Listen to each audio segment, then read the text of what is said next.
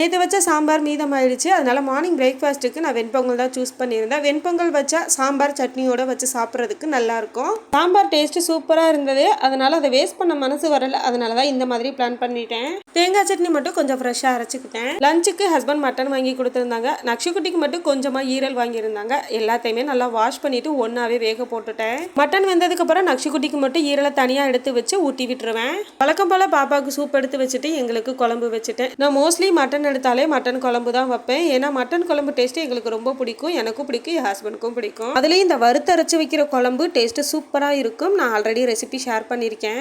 Grocery item வீட்டில் எதுவுமே இல்லை. ஹஸ்பண்ட் ஈவினிங் போல் வாங்க போகலான்னு சொல்லியிருந்தாங்க. அதனால சமையல் வேலையெல்லாம் கொஞ்சம் அவசரமாக தான் ரெடி பண்ணேன். சமையல் முடிச்சுட்டு கிச்சனை டீப் க்ளீன் பண்ணி விட்டுட்டு சாப்பிட்டதுக்கு அப்புறமா கடைக்கு கிளம்பிட்டோம். அங்கே போனதுக்கப்புறம் நக்ஷுக்குட்டியோட சேட்டை ரொம்பவே அதிகமாக இருந்துச்சு. அங்கே அடுக்கி வச்சிருந்த திங்ஸ் எல்லாம் எடுத்து கூடையில் போட்டுட்டே இருந்தேன். அதெல்லாம் திரும்ப எடுத்து அடுக்கி வச்சுட்டு அவளை சமாளிக்கிறது எங்களுக்கு பெரிய வேலையாக இருந்துச்சு.